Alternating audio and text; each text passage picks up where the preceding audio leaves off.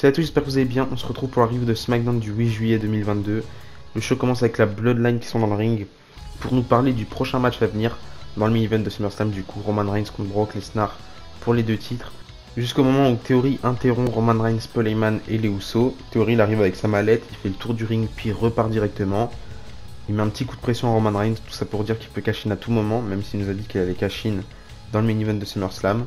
Donc voilà, j'ai bien aimé ce petit segment pour commencer le show. Juste après ça, on a eu un match par équipe, les Viking Raiders contre Jinder Mahal et Shanky. Le match était très rapide, il a duré moins de 2 minutes. Grosse victoire des Viking Raiders sur Jinder Mahal et Shanky. En vrai, c'est dommage que le match soit si court, mais tant mieux, c'est une victoire des Viking Raiders.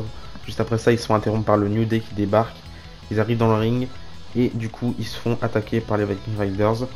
Donc voilà, on commence une petite feud entre le New Day et les Viking Raiders. C'était prévisible, j'ai hâte de voir, de voir ce que ça va donner par la suite. Peut-être un match à SummerSlam, ce serait sympa, mais sans titre en jeu malheureusement. Juste après ça, on a un match ensemble entre Ludwig Kaiser et Nakamura. Je pense qu'on commence un truc entre Nakamura et Gunther. Peut-être un match pour le titre intercontinental à SummerSlam. Du coup, retour de Nakamura dans la course au titre intercontinental, ça fait plaisir. Du coup, j'ai bien aimé le match entre Nakamura et Kaiser. Je trouve que le match était assez fluide. Victoire de Nakamura sans surprise avec son Kinshasa qui remporte le match. Et juste après le match, on a Ludwig Kaiser qui se mange la grosse sanction de Gunther. Il se mange de la Temi sur le torse.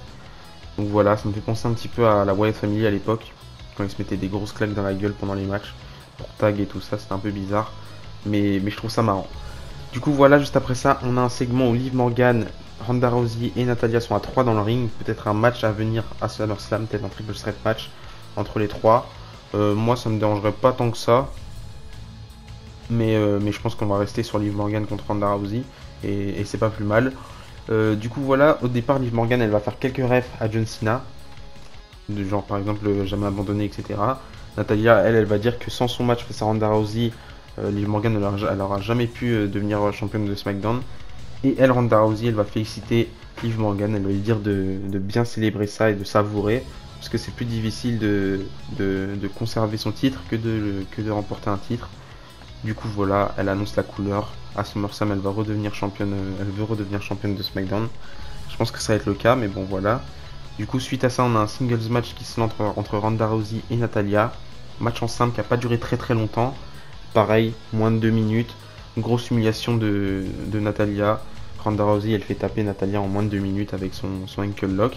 C'est dommage qu'elle fait plus son armbar là de l'époque. Maintenant, elle préfère faire le ankle lock. C'est pas plus mal, mais bon, voilà. Après, on retrouve Drew McIntyre en backstage qui nous dit qu'il va peut-être affronter soit Roman Reigns, soit Brock Lesnar ou soit Theory à Clash at the Castle, mais qu'avant ça, il doit battre Sheamus.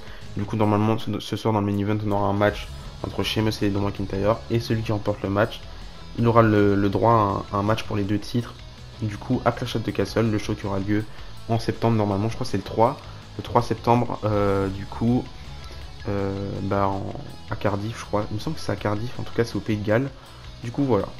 Juste après, encore une fois en backstage, on retrouve cette fois-ci Theory qui nous dit qu'il aimerait bien cacher sa mallette sur Brock Lesnar pour tout ce qu'il lui a fait faire subir. Je pense qu'il parle de Elimination Chamber particulièrement. Mais il nous dit il a aussi envie de cacher sur Roman Reigns après son arrogance de ce soir. Du coup, il nous tient au courant. Il dit que Roman Reigns et Brock Lesnar, dans tous les cas, ils vont devoir se tenir prêts. Parce que celui qui survivra au Last Man Standing, du coup à SummerSlam, doit être prêt, a intérêt à être prêt pour le cash-in de Theory. Du coup voilà, ça annonce encore une fois la couleur, il compte bien cash-in dans le main event de SummerSlam et j'espère vraiment que ça va se passer comme ça parce que ce sera incroyable. Et il nous dit aussi qu'il va au passage redevenir champion des États-Unis en battant Bobby Lashley à SummerSlam. Donc voilà, juste après ça on était censé avoir un match par équipe avec Lacey Evans et Aliyah dans la même équipe. Sauf que Lacey Evans juste avant ça elle fait une promo où elle fait clairement un heel turn. Elle va même attaquer Aliyah. Du coup j'espère que Lacey Evans va redevenir comme avant avec son personnage d'avant parce que j'aimais beaucoup. Du coup voilà. Je pense qu'ils ont remarqué que Lacey Evans ça collait pas trop en face. Que du coup c'est beaucoup mieux qu'elle redevienne heel. C'est vrai que moi j'accrochais pas non plus en Lacey Evans en tant que face. Pour l'instant depuis son retour, ça fait presque 2 mois qu'elle a fait son retour. J'ai pas trouvé ça ouf. Du coup voilà. Juste après ça on a eu un tag team match entre les Usos et Los Lotarios avant-dernier match. J'ai bien aimé le match, il était assez long pour moi. Je trouve qu'il n'était pas ni trop court ni trop long. Victoire des Usos bien évidemment, qui font une victoire avec le 1D. Je crois qu'ils ont fait le tomber sur Angel Garza. C'était Jim Uso qui a fait le tomber sur Angel Garza il me semble. Du coup victoire des Usos. Et enfin on passe au main event, on était censé avoir Drew McIntyre contre Sheamus. Celui qui remporte le match affrontera du coup le champion à Clash of the Castle. Malheureusement Sheamus il nous fait une promo, il nous dit qu'il commence à avoir un petit peu mal à la gorge, qu'il espère qu'il n'a pas le Covid, mais qu'il a une idée de secours. Du coup celui qui le remplacera pour le match sera Butch. Du coup c'est pas plus mal. Donc on a un match entre Drew McIntyre et Butch dans le main event de SmackDown. Je crois que c'est le premier main event de SmackDown de Pete Dunne, ça fait plaisir. J'ai bien aimé le match en plus. Il était beaucoup trop court, mais c'était sympa.